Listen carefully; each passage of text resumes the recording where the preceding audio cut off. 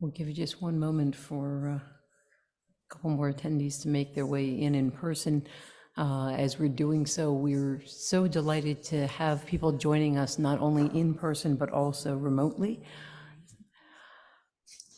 For those who may not know me, my name is Rabbi Rachel Safman. I'm the senior rabbi here at Beth Israel Congregation in Owings Mills.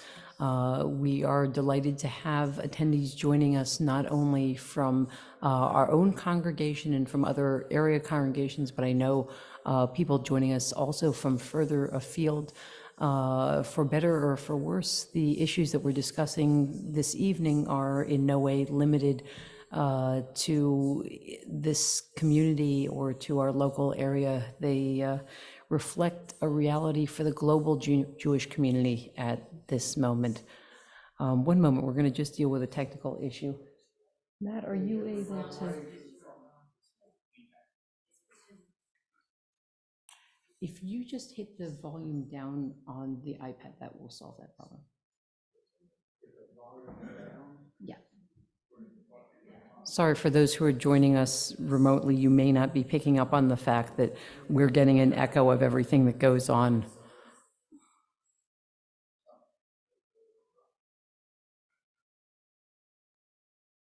Perfect. Thank you so much.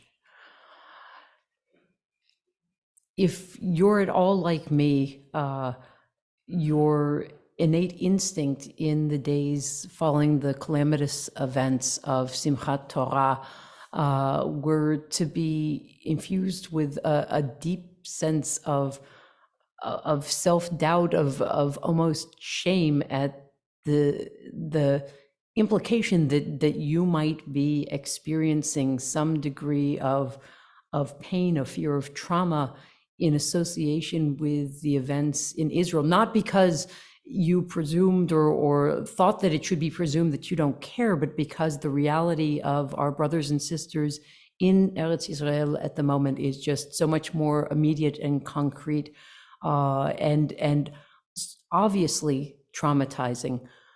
But the fact is that in my communication with members of this congregation, in my communication with colleagues throughout the country and throughout the world, it has become painfully clear that the brutality that was witnessed in the attack on the southern communities in Israel and all of the uncertainty and fear surrounding what will transpire in the days and weeks ahead is creating a situation of real trauma for those of us in the larger Jewish world who are witnessing these events, who have connections to people in Israel or to the land of Israel itself, and who are trying to understand what this means for the world as we know it, for the world as we understand it, as well as for the welfare of these individuals we hold so dearly.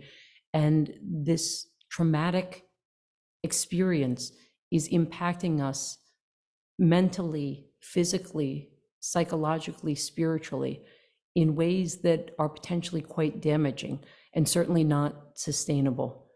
So one of our goals in convening this workshop this evening, in bringing people together to discuss the trauma of recent events and the ways that we can, in a more thoughtful, contained, healthy way, respond to them, is to empower all of us with a toolkit that will allow us to weather not only the challenges of the past 2 weeks, but the challenges that lie ahead in a way that puts us in a strong and healthy position, both for our own welfare, in the position of being support people to others who are facing more direct challenges from the conflict, and of course, to be pillars and sources of hope, of empathy, of support for our brothers and sisters in Israel who are the most directly affected by the events that are transpiring.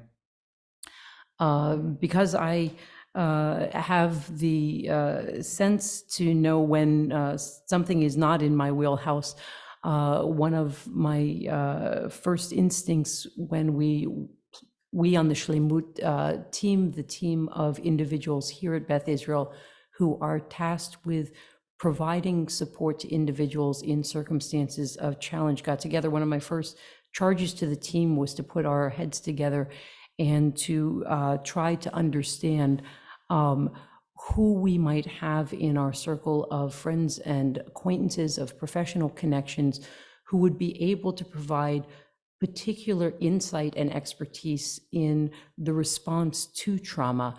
And the name that immediately sprang to mind was that of Lisa Ferentz. Lisa is a trauma specialist, a social worker with particular training in the area of trauma response and in providing counseling to individuals who in a variety of guises have experienced trauma in their lives, as well as training others to be trauma response specialists. She has served as a faculty member at the University of Maryland, University of Baltimore, and I have a list of other places that just went dark because I was depending on a digital screen. So she will provide us further background, but really what's most important is the insights that she can share with us this evening. So without further ado, Lisa, if I might invite you to the Amud to share with us your guidance and insights.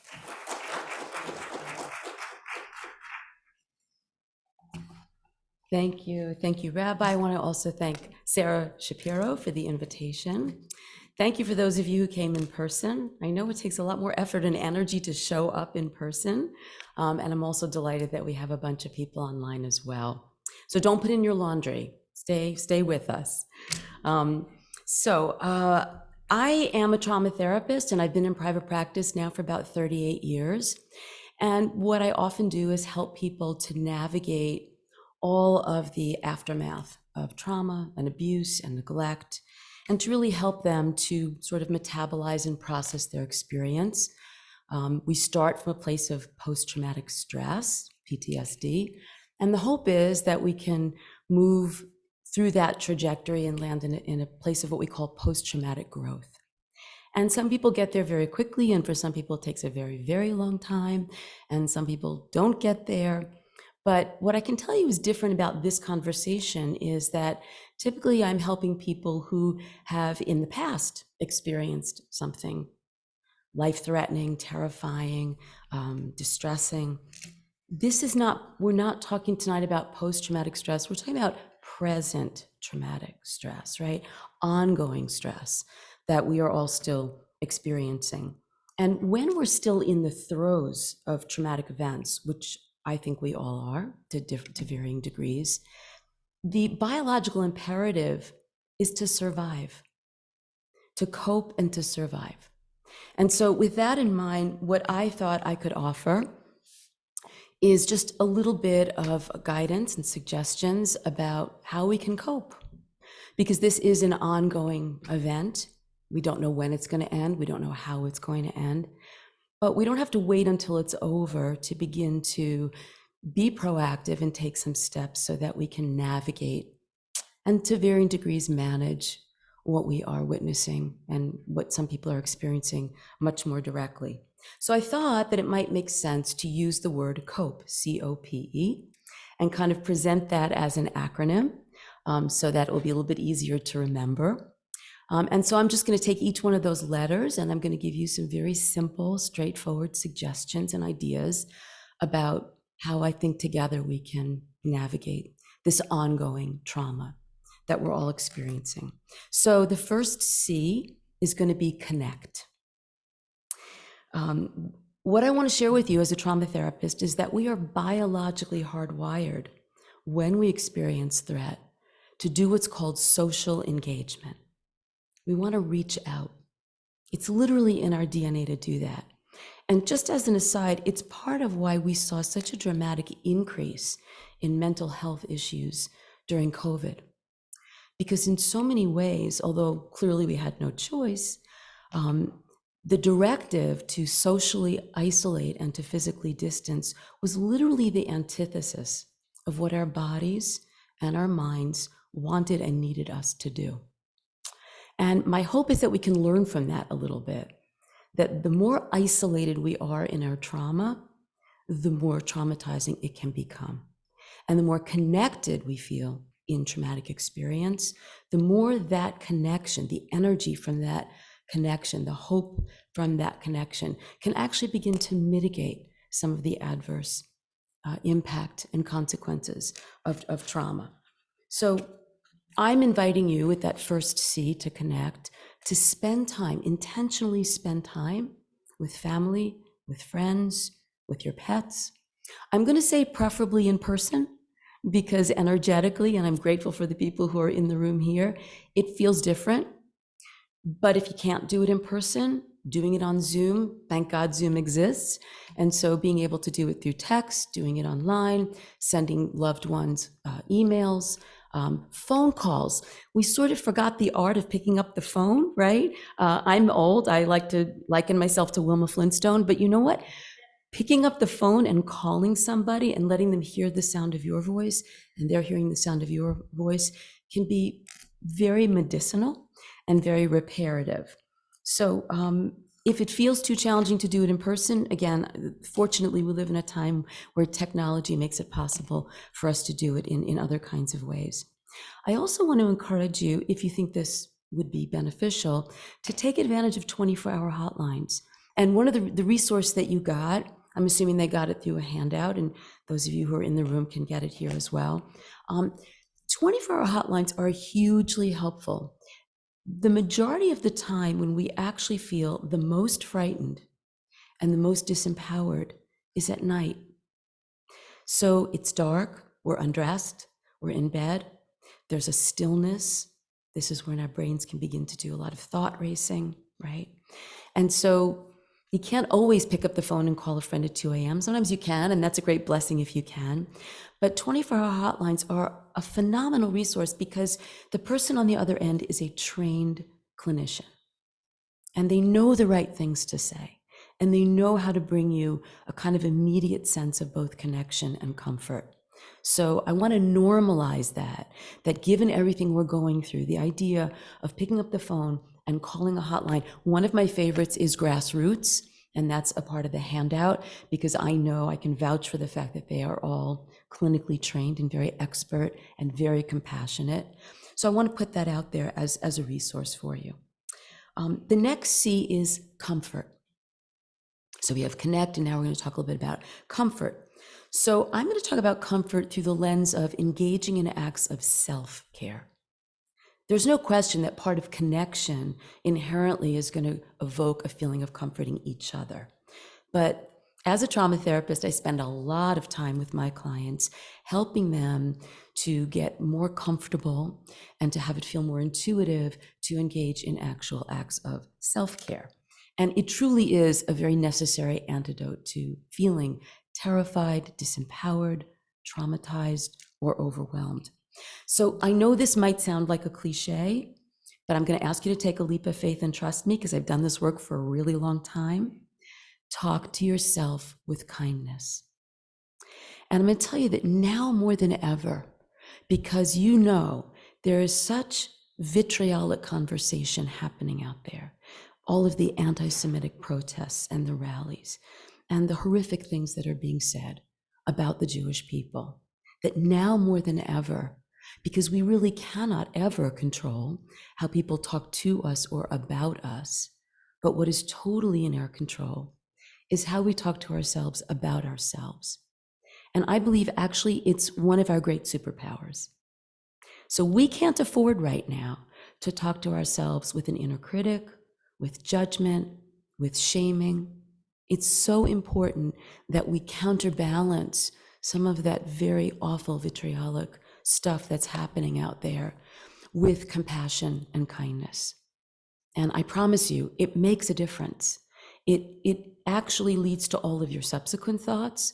It impacts your mood very dramatically. The way we talk to ourselves profoundly affects our mood. It affects the behavioral choices that we make. So it's actually a very essential intervention. And the cool thing is, you don't need anybody else's cooperation, right? It's a choice that you get to make for yourself and to do it for yourself. Hugging.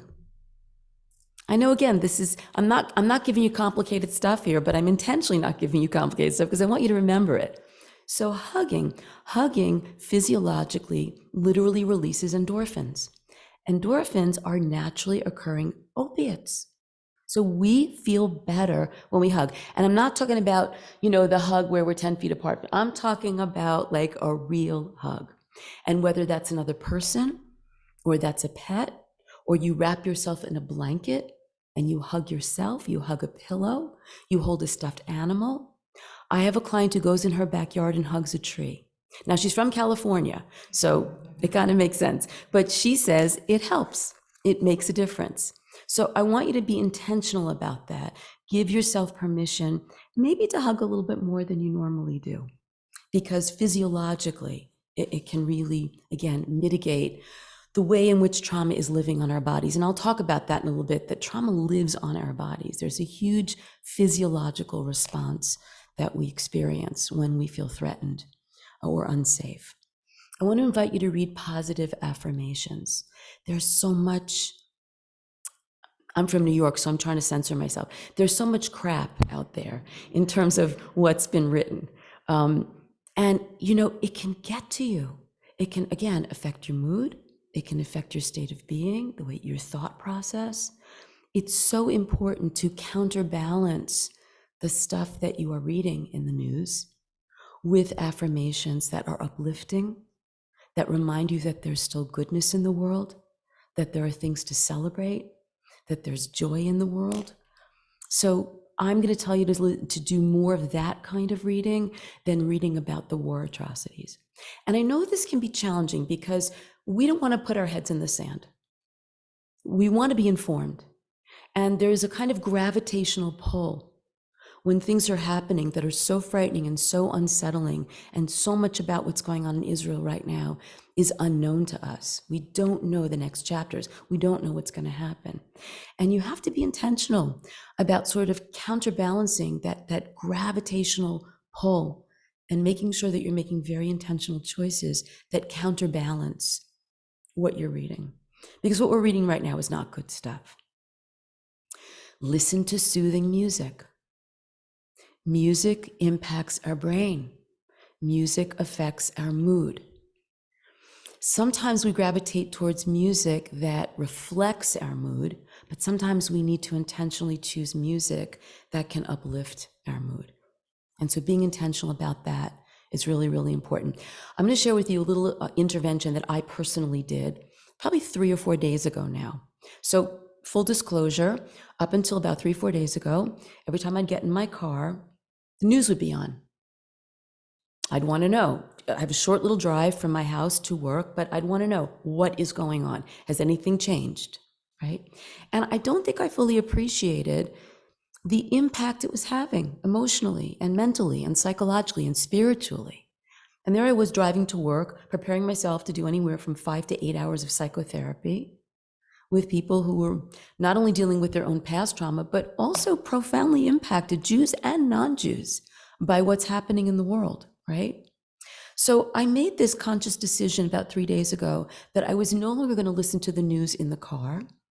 And I started to go through the channels and I put on a jazz station. And my face lit up. And I was by myself in the car. I know this sounds sort of strange, but I was grinning. My entire mood changed.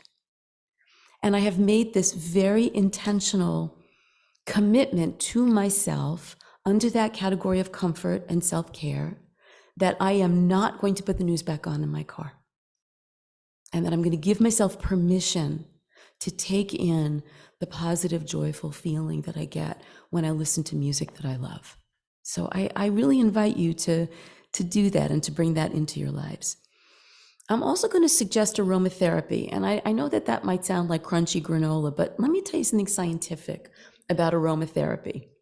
The olfactory part of our brain is closest to the sensory emotional part of our brain. And the sense of smell can instantly trigger feelings that are very distressing and re-traumatizing. For example, I have clients who say if they smell the smell of a cigarette or a cigar or their perpetrator's cologne, they instantly get triggered. But conversely, when we intentionally choose a scent that we love, that has no negative associations, that is calming, it's instantly uplifting. So out of all the five senses, the sense of smell is actually the most powerful, and it most quickly will sort of transfer the way you're feeling and thinking. So my clients, and I've been doing this for years with my clients, way before what happened in Israel, but we figure out a smell that they love, and then I have them go out and get as many little objects as they can that have that scent. So little votive candles and travel size hand lotion and chapstick and tea bag and shampoo and essential oil. And you literally create for yourself this little affect regulation toolkit, right, of scents. I have a male client who loves the scent of cedarwood. And you know those things that we hang in the car, like a car freshener? He got 30 of them. This is not an exaggeration. He got 30 pine-scented things that you hang. And they're not only hanging in the car, they're in the drawer, they're in his laptop case, they're in the bathroom, I don't know how happy his wife is about it, but he has never been calmer. He is living in a pine forest.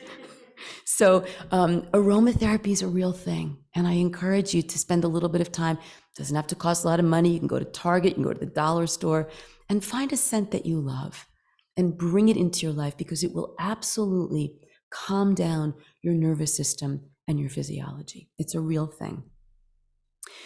Also, I just want to add that it's so important to give yourself permission to engage in things that make you smile. Don't stop celebrating. It's such an important thing to do. We need counterbalance to the fact that it feels like there's so much darkness right now. So again, being intentional about not saying no to the things that you would normally say yes to, and giving yourself permission to laugh, to have that humor, to have that joy. One of our dearest friends, my husband and I we have many friends in Israel, and one of my dearest friends every day sends an email.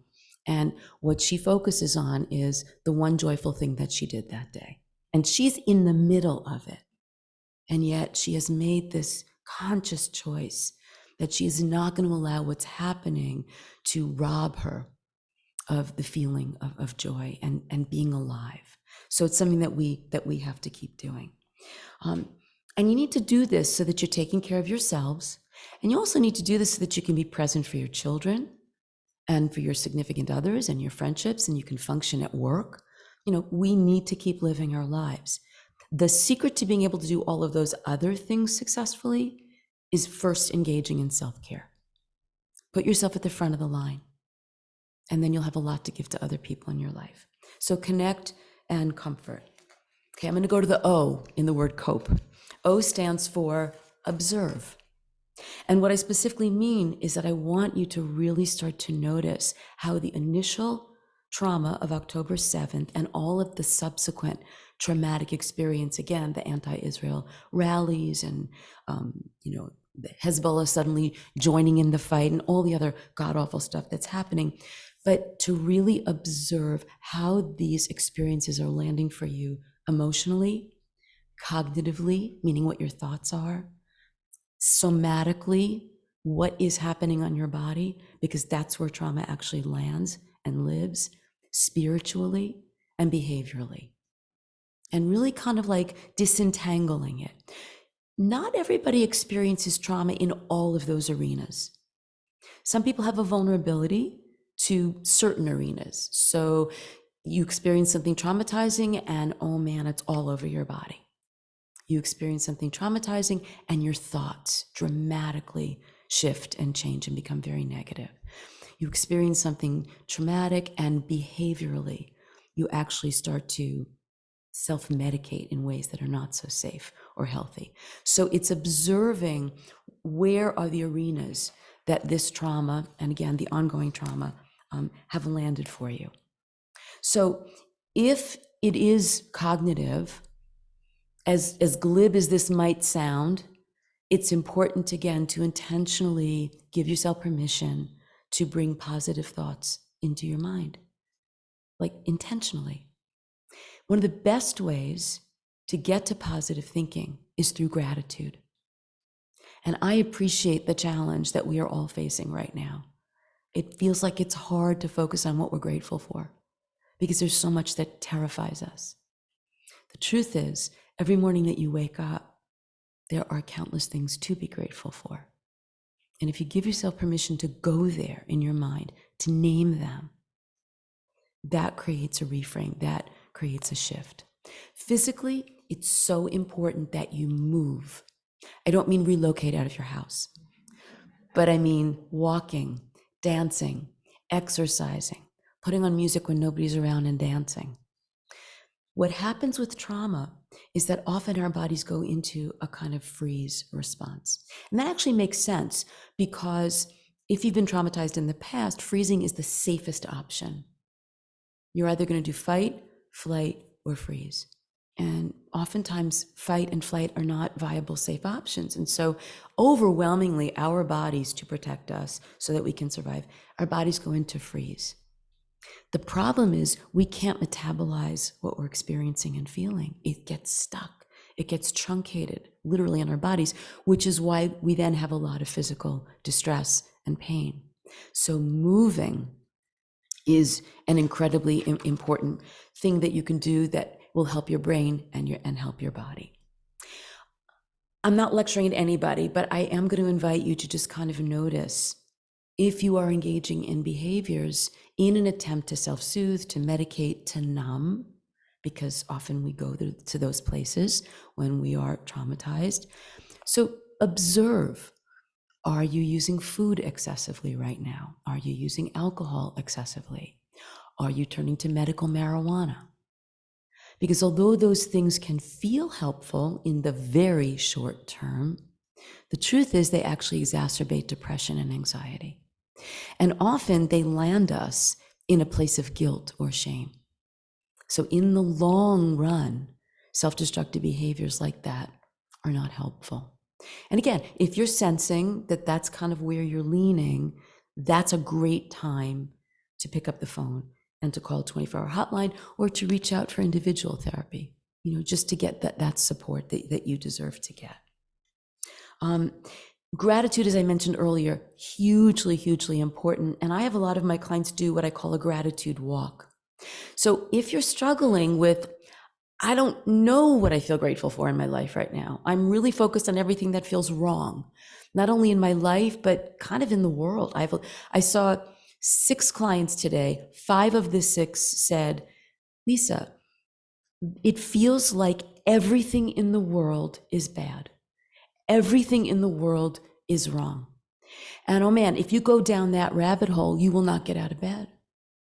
So if you're struggling with that, I invite people to do what I call a gratitude walk. And it's a nice time of year to do it. You walk outside and you don't have to be grateful for anything in your life, but be grateful for what you see in nature. Because it's beautiful and it's there. Right? So noticing the foliage, notice the colors of the leaves, feeling the coolness or the warmth of the air, noticing that you can hear certain sounds, that you have the ability to see, what's in front of you. So you can land in gratitude through nature. If it's a bit of a struggle right now to think about what you're grateful for in your lives. But listen, if you have a partner in your life who you love and who helps you to feel treasured and safe, be grateful for that. Don't take that for granted. That's an incredible blessing. That's an incredible gift. Let the people in your life know that you are grateful for them. The more we talk about it, the more we feel it. So up the number of times you're saying, I love you, up the number of times you're saying thank you, up the number of times you're grateful. I love that you leaned into her and kind of gave her a half hug. That was beautiful. You can't see it on Zoom, but that's exactly what I'm talking about. That's exactly what I'm talking about. And it makes a difference. It makes a difference in our emotional and sort of spiritual and physical well-being. I also want to just briefly touch on sleep. Pay attention to the quality of your sleep.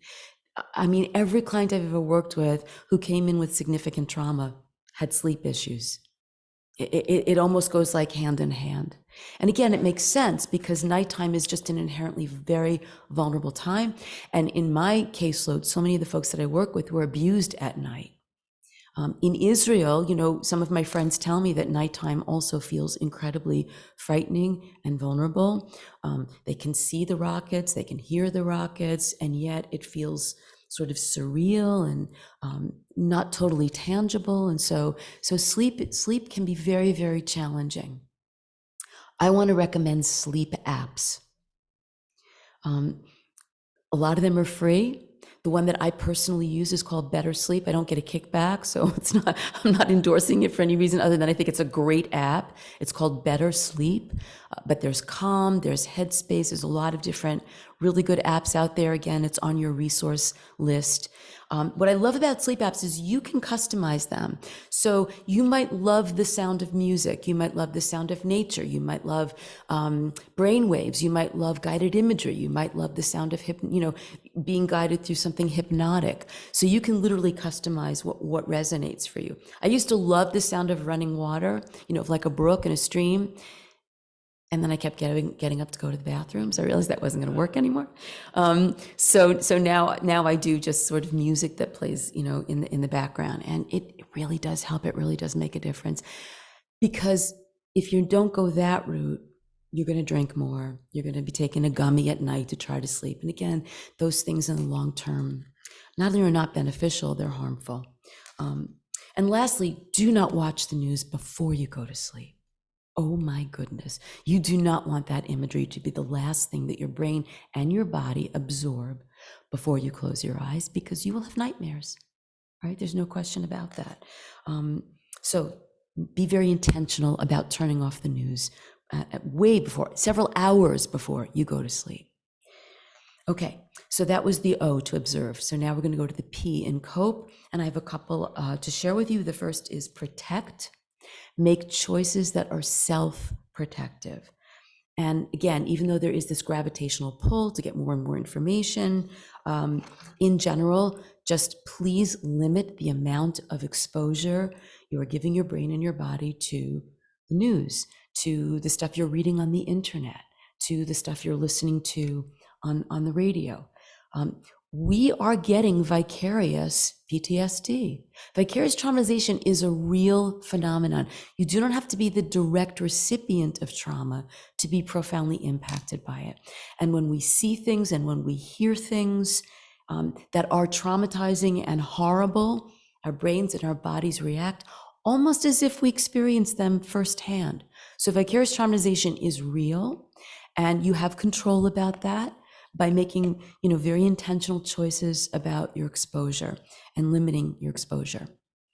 Along the same lines, this is something that I am pretty all nothing about. And it's okay if you disagree, but I'm going to tell you as a mental health provider that social media is toxic.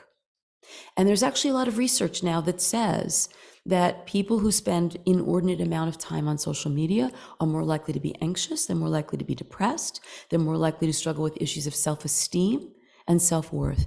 There is a major uptick in mental health issues as it specifically correlates with overexposure to social media. You can take a shade of gray approach. You can say, I'm going to limit it. I get to be a little bit more direct with my clients and say, get off social media. It's toxic. It is not good for you. And here's a question I invite you to ask yourselves. After you've spent some time on social media, how do you feel? I have yet to have somebody say, I feel energized and positive and optimistic. Usually they tell me, actually, I'm kind of depressed, or I feel sort of anxious, or I start comparing my life to other people's lives, or I am pissed because of the awful, awful stuff. There's a phenomenon called internet courage, where people can say whatever they want and not be accountable for it. They're not saying it to your face, they're just typing it.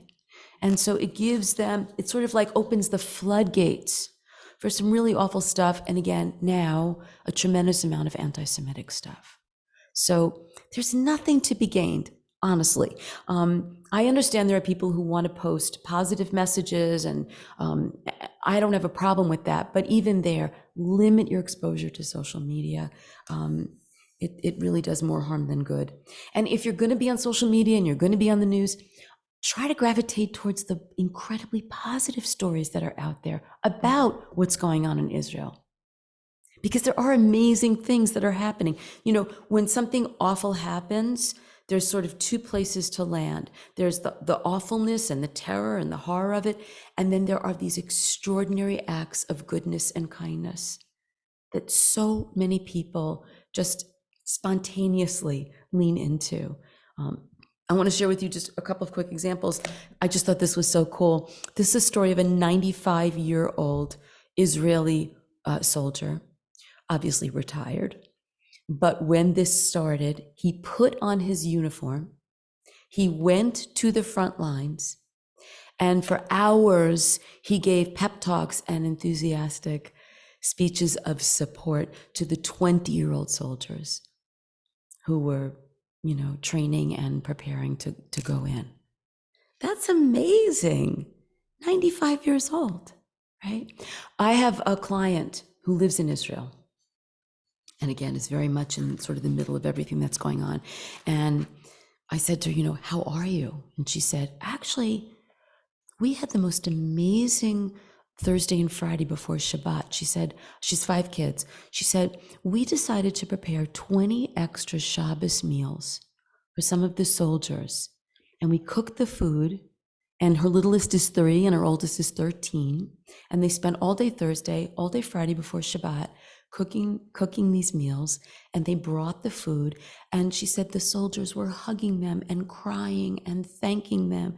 And it was just an extraordinary experience for her and for her children. And you know what? There are countless stories like that, because there is still such good people, such goodness in humanity. We can lose sight of that, you know, because this is so god awful that we sort of can get tunnel vision and all we focus on are the horrors. But there's amazing stuff happening in direct response to what's going on in Israel. That's where you need to land. Those are the stories you need to read about. They'll make you cry, but you'll be crying from a place of, again, being moved, you know, not from a place of despair. So yeah, we're all crying a lot. I'm crying a lot now. My husband's crying a lot now. But when you can cry from the fact that you're moved as opposed to from despair, it's a very different experience emotionally and psychologically and spiritually and cognitively. So protection, we're talking about P for protect, bless you. Protection also happens when you have some awareness of boundaries. So I want you to be intentional. I've used that word 50 times already tonight because I'm trying to empower you. Like, we have choices, right? You have agency. We have no control over what's happening in Israel, but we have so much control and empowerment and agency about the choices that we make all the time, countless times throughout the day. So be intentional about how much time are you spending talking to people about what's going on in Israel? And is there enough balance? Are you still talking about other things? Because you need to still talk about other things, right? And that's a part of self-protection, having that sense of boundaries. The people in your life may not have the same emotional bandwidth that you do. So you may be able to tolerate hours and hours of conversation. It's possible that some of your loved ones don't have that ability. Or vice versa. You know, your partner may be able to talk about it all day, and you may not have that emotional capacity. And there's nothing wrong with that. It's just honoring that and respecting that, and know when you need to say enough. You know, let's talk about something else now. Let's talk about something positive. Let's talk about something joyful. Let's talk about something that can make us smile. I just also, in terms of protection, just want to point out in boundaries that if you are somebody who has a prior history of trauma, abuse, marginalization, discrimination, neglect, which, by the way, is 1 out of 3 humans. So if you have that history, it is quite likely that what's happening now is reactivating and rekindling some of your prior experiences. And that can include feelings of helplessness or hopelessness, feeling trapped, feeling like you don't have any agency, you don't have any choice, just the sheer terror of perhaps what you endured in the past, the aspects of things being unpredictable, unstable, unknown. This is all a part of, the phenomenon of experiencing trauma. And so if you are that person, and it's 1 out of 3 people, where you have a backstory of trauma, and now you are dealing with the current trauma, take extra good care of yourself, because you're going to be hit with a double whammy. Not just what you're feeling in regards to Israel, in regards to being Jewish, but old, perhaps unprocessed feelings, experiences, memories, thoughts that pertain to prior trauma may be resurfacing. And it's just something to pay attention to. It makes sense. There's nothing pathological about it, but you have to attend to it if that's what's happening. And again, you have to protect yourself. And the last P that I'm going to talk about tonight is being proactive. And again, this is so essential because so much of what's happening does lead us to places of feeling helpless and feeling like we don't have agency and we don't have choice. So I want to tell you something that I've learned years and years ago with all of the incredible privilege of being able to work with folks who are trauma survivors. When we experience something terrifying, something life-threatening, something traumatizing, the first place we go to is why. Why did this happen? Why is this happening? How could this be happening? It is absolutely in our DNA to ask that question. And we want answers. We are not comfortable with things being left blank, right? Because things that are senseless and meaningless, we are desperately trying to attach meaning to. So why? But this is what I've learned, having done this work for so many years. Go to why. You have to start at why. It's human nature. And stay there as long as you need to stay there. But what I want you to know is that why becomes a hamster wheel. Why becomes, I'll give you a nicer metaphor, a merry-go-round. A merry-go-round. And the reason why it's a hamster wheel or a merry-go-round is because there will never be a good enough answer to why. Never. I've been asked countless times in my career, why did this happen? Why did my father do this? Why did my mother do this? Why was I deprived of that? There's never a good enough answer. I have the great blessing of having incredibly sage rabbis in my life. There's not a good enough answer. So you get off the hamster wheel when you shift from why to what can I do with it? That is a forward moving question.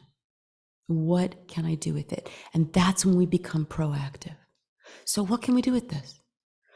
You can donate. My poor husband, I must tell him 5 times a day, did you donate? Did you donate again? Keep donating, keep hitting donate, keep donating. Because in that moment, it gives me this little sense of agency and empowerment, right? So donate. If this resonates for you, pray. Prayer is real. There's incredible universal energy. And when enough people are praying, things happen. Things change. Somebody up there hears. That's my belief. I mean, it moves me to tears.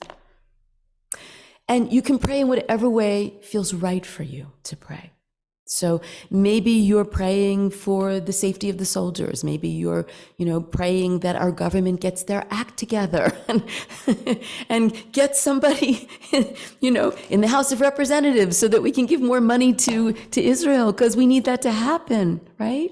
Maybe we're praying that some of the people who are engaged in pro-Hamas rallies, wake up and recognize what they're actually endorsing and advocating.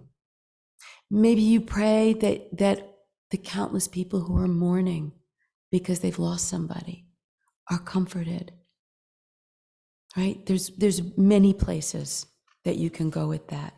There are people who are learning Torah. If that speaks to you, that's amazing. It's a beautiful thing to do. Take on a new behavior, a small new behavior, but do it to honor. Do it in memory of what's happening in Israel or somebody who tragically has been murdered in Israel right now. Even lighting a candle, because it's dark right now, right? Light a candle. And when you light that candle, do it in honor, praying for peace, praying again for our government to stand by Israel and to do the right thing. Have clarity about what you can control and what you can't control. Oh man, if any of you know the Serenity Prayer from the 12-step movement, I like to say, aside from, the stuff that's in the Torah, I think the Serenity Prayer is the single most brilliant thing ever written. If you can live your life from the Serenity Prayer, you'll be good to go. The Serenity Prayer, I'm paraphrasing here, it's going to be less elegant, but basically what it says is, understand what's in your control, understand what's not in your control. Let go of what is not in your control. Stop wasting energy and effort and time trying to fix and change things that you cannot fix and change, and put that effort, that energy, that passion, that commitment to the things that you can change. Right? And we need to figure out how to do that within the context of everything that's happening in Israel. Have clarity about what you can control, have clarity about what you cannot control. And again, the stuff that you can't control, turn it over. Turn it over to a higher power if that resonates for you. Let something and some entity more powerful than you carry the burden, so you don't have to carry it all of the time, right? I think that can be really, really helpful. And the last P that I'll share with you is present. Trying to be in the present moment. My belief is that anxiety is often fueled when we go down the road of what if. And that's a very future-oriented focus, right? What if this happens? What if that doesn't happen? And none of it is real, but oh my goodness, we can work ourselves up into an extraordinarily anxious state. Depression is often about the past. It's about regretting the past. It's about blaming yourself for stuff. So if you're straddling either depression or about stuff from the past, or anxiety because you're what-ifing the future, obviously where we're not living is in the present moment, right? And so we need to work, again, intentionally to bring our minds and our bodies back to the present moment. So I'm going to share with you a very, very simple strategy that can help to get us present. I'm just going to give you one sentence about our brains because I think it'll help. The front part of our brain, the prefrontal cortex, is where we do all of our executive functioning. So our critical reasoning, cause and effect, judgment, insight, understanding, impulsivity, all those things happen in the front of the brain. And then we have limbic system. That's where we're doing fight, flight, freeze. That's where we're doing all the sensory emotional stuff in our brain. So when we are anxious or depressed, we are getting lost in limbic and we're losing executive functioning. And you can't make good decisions if you're lost in limbic. So getting back present really is about being able to think and feel at the same time. We want the activation of both of those parts of our brain. Obviously, needs brainstem always activated because that's where we breathe and that's where we go to sleep and that's where we wake up and that's how we stay alive, right? But we want to be able to think and feel at the same time. So if you feel yourself kind of getting lost in limbic, where again, it's sensory emotional and it's hard to use executive functioning, this is a really simple strategy called 5, 4, 3, 2, 1. And what you do is you say 5 things, and you can do it out loud or you can do it in your head. You say 5 things that you see right in front of you. And then you say 5 things that you hear and 5 things that you feel. And the feeling can be emotional or it can be physical in your body. So what you see, what you hear, and what you feel. And then you say 4 of each, 3 of each, 2 of each, and 1 of each. And what that does is it forces the simultaneous activation of reasoning and sensory emotional. And that gets us in the present moment. So 5, 4, 3, 2, 1. Pretty easy to remember: what you see, what you hear, and what you feel. And then the last letter that we'll talk about tonight is E in the word cope, and that is express emotions, right? Feel your feelings. If you don't feel your feelings, you're trying to convince yourself you don't have them. You have them. You're schlepping them with you wherever you go, right? Just because you're not feeling them doesn't mean that they've disappeared. So far better to process them, to talk about them, to feel them, so that they can then be released. Otherwise, literally, it's like a volcano that starts to kind of well up inside of us. So there are very simple things you can do to help with this. Journal. Just once a day for 5 minutes. Just doesn't have to be full sentences. Just sort of quickly document what you felt today, right? I have a lot of clients who draw what they're feeling, or they do a collage of images and words of what they're feeling. It's just a way to externalize it, to release it. Also, then you get a compassionate witness. Share that with somebody you trust and somebody that you feel safe with, so that you can get some validation for your emotions. But I'm going to give you one other word of caution about expressing emotions. I know I sound like a broken record, but don't use social media to vent your emotions. You're not going to get the validation that you deserve. And oftentimes my clients tell me that, they put something out there that's very heartfelt, and they're legitimately looking for affirmation, for validation, and it just gets slammed, right? Totally invalidated. So I personally don't think that social media is the place to process your emotions, or to, attempt to get validation for your emotions. Use safe, supportive outlets.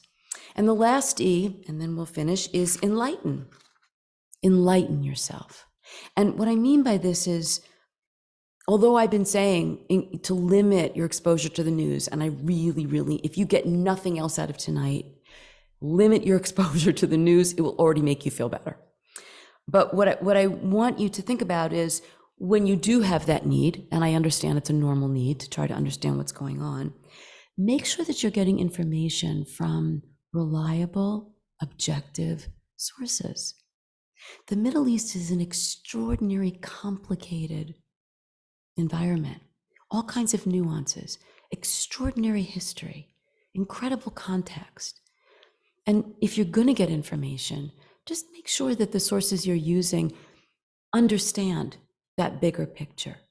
Because I think if you use reliable sources, and I'm not going to promote anything in particular, but if you're using reliable sources, then it's going to make sense that Israel needs to do what Israel needs to do to protect itself, right? And you're not going to have to deal with the newscaster who's talking about moral equivalency, or Israel needs to show an incredible amount of restraint. Israel needs to do what Israel needs to do to defend its people, to defend its land. And so getting information, again, that is accurate, that is objective, that takes into consideration that very complex historical context, and also understands what the Hamas's constitution says and doesn't say, and what Hamas wants to do and what they don't want to do, right? So being enlightened about that, I think, is really helpful. So we're going to connect with others. We're going to comfort with acts of self-care. You're going to observe how all of these experiences are landing emotionally, cognitively, somatically, spiritually, behaviorally. You're going to protect yourself by limiting the conversations you're having boundaries in your life, being proactive so that you maintain a sense of agency and you mitigate that feeling of helplessness and disempowerment, staying present, being in the present moment. The present moment is what we have. And the present moment is good. So be in the present moment, right? Not what-ifing, not going back in time. Taking care of yourselves and taking care of each other. And please, God, bring peace and healing to Israel, to all of its people. Thank you. Thanks for listening.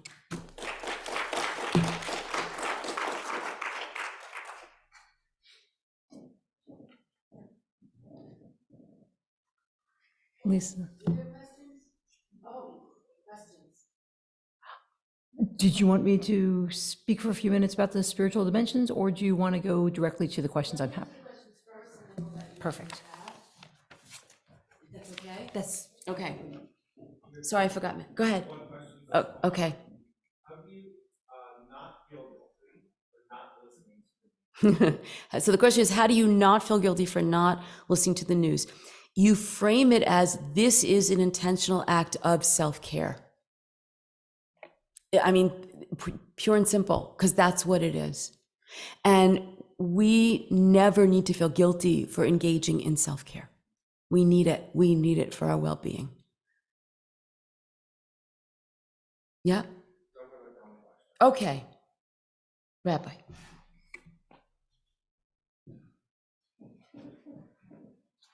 So Lisa, that was self-evidently such an extraordinary presentation, and you have given us such a rich toolkit for dealing with the trauma that we are experiencing even here in North America from the incredibly complex and painful and fear-inspiring events transpiring now in Israel.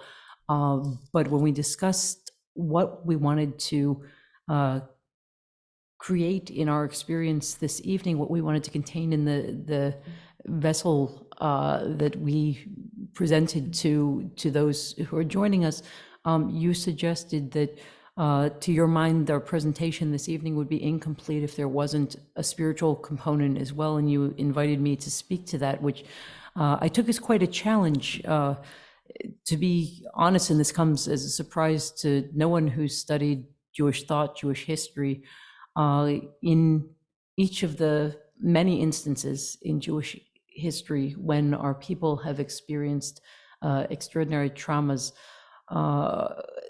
our great thinkers, our theologians have come away from it, throwing up their hands and asking, where is God in the events of this moment? Where is God in our world? And it's a question that doesn't have easy answers. What's more, I don't think in a circumstance such as our own, where, as Lisa pointed out, the trauma isn't even something that has reached a point of closure where we're looking back on it with any sort of perspective. But nevertheless, the need for God in this moment, I think, is palpable. And as I mulled over this question, it occurred to me that the place of God in trauma is almost in what I understand the experience of trauma itself to be, right? I, in my pastoral capacity as a rabbi, deal with individuals every day who have had life experiences that were very painful. They've had experiences of loss. They have had or are going through experiences of serious illness, of life taking a turn that landed them in a much less desirable place than where they expected to be. But the majority of those experiences are not experiences that we would identify with trauma. We would identify them with pain, with loss, with sorrow, etc., but not trauma. Trauma speaks to there being an incongruity, I think, and maybe our trauma specialists will disagree, but there being an incongruity between our sense of the fundamentals of the world as it should be and our experience or observation of the world as it is. And strange as it might be to say so, I believe that the existence of that incongruity speaks to one of the most tremendous and heroic qualities of the human spirit and the human psyche, which is this ability to maintain a sense of an ideal or of a moral standard for the universe itself that stands apart from the empirical evidence of what the world is in this moment. And I really believe that that distance between the world that we see and the world that we aspire to, or the world that we believe should exist, speaks to the spirit of divinity that is embedded in the very fiber of our moral being. It says that we have the ability, even when the world is showing us its ugliest face, to continue to see a possibility that we've not yet attained, that we're still aspiring to bring about. And I think that particularly in instances such as that in which we find ourselves in this moment, that ability to envision a different future, that ability to aspire to something greater than what we are experiencing in the moment, is not only a gift that we have, but it's an opportunity that we have vis-a-vis a population of individuals who may be so mired in the concrete complexities of the situation in this moment that they don't even have the ability in some instances to lift their vision above the here and now, that we hold from them. We become the vessels that hold for those who are yet more directly impacted by the events of the moment, a ray of hope, a vision for a different reality, a different future that they can't quite bring themselves to see in this moment. And that is such a tremendous gift that we can hold for them and that we can hold out to them, to say that you can't imagine in this moment that things will ever be okay. They're just so tremendously broken. And that's real. That's real in this moment. But I can see a different reality, even if I can't quite see the path that's going to take me from here to there.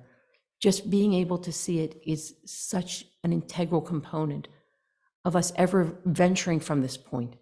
It's like what Lisa talked about in terms of not staying mired in the why, and saying at some point I need to be able to just speak to putting my left foot in front of my right, and that requires being able to see a horizon. I also want to hold another face of where God is present in this moment, and again, it's not that I'm immune from having moments of saying, well, clearly God just stepped out for a coffee break right at the moment. But again, the experience of catastrophe is sadly not a new one to this generation of the Jewish people. Our people have needed to experience and overcome and move forward from calamity in multiple instances throughout our collective history. And one of the best documented is the experience of the Churban, of the destruction of Jewish life as we knew it, with the destruction first of the first and then of the second temple. And that comes to be encoded then in our rabbinic literature. In fact, we begin the entirety of the Talmud in Masechet Brachot with a story of moving forward from calamity. We have this vision of Rabbi Eliezer, one of our greatest teachers of all time, who is standing, he's journeying through the ruined city of Jerusalem, and he stops by the ruins of the Holy Temple, and he steps off the path, the trail that he's walking on, to go pray amidst the ruins, which is a forbidden act. We, to this day, are told that we don't go to the space where the temple once stood, for a variety of reasons. But nevertheless, this great teacher of ours stepped into the ruins and took a moment to pray. And when he relates this to his fellows, they are aghast. How could it be that you betrayed this so central teaching? And then they want to know, so what happened? What did you experience? What did you hear when you were standing in this space where the Holy of Holies once occupied, when you were standing amidst the ruins of that which represented the greatest accomplishment, the moment of greatest proximity of our people to God? And his response was, I heard a cooing sound. I heard this kind of inchoate sound echoing in the ruins, and I came to understand that it was the sound of God. And God was there in the ruins right alongside me, and God was crying. God was weeping openly here in this place of terrible calamity, because God was feeling this pain reciprocally. God was also present in this moment of pain. God wasn't absent. God was there, experienced the pain right alongside us, and standing there to catch us and to hold us when we felt that we couldn't hold ourselves.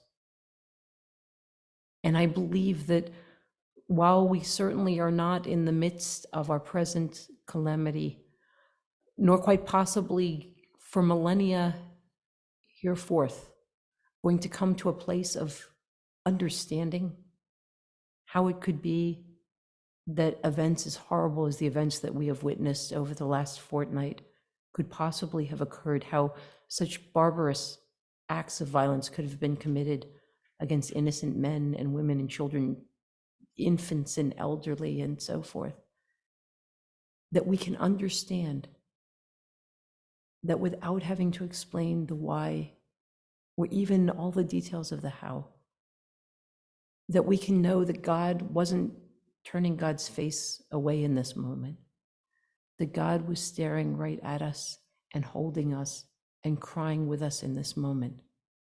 And that in the same way that we hold one another and derive comfort and emotional sustenance from one another's presence, how much more so can we derive comfort and sustenance from the knowledge that we are surrounded in this very instance, not from the tiny fragments of divinity that are embedded in each of our immortal souls, but from the presence of the entirety of the divinity that is the source of those fragments, who sits with us not only in this space, but in any space where we find ourselves, and who's holding us and supporting us and enabling us to move forward. I do believe that we as a people Israel, we as individual Jewish souls will walk forward from this point. We'll walk forward with scars, we'll walk forward with pain. We'll walk forward with memories that should never have been experienced to be remembered. But we will nevertheless continue to build forward. And in this moment, we need to hold that hope and that vision and that ability to see a horizon and to share it with all of our brothers and sisters, all of our fellow congregants, all of our friends who at whatever moment in time are not able to lift their vision quite high enough to see it for themselves. I don't know if there are any further questions from home. I am so appreciative of all of you joining us from home, and without meaning to create a hierarchy, even more appreciative in all honesty of those who were able to be with us here in person just because of the sustenance that I know all of us take from the physical presence of one another.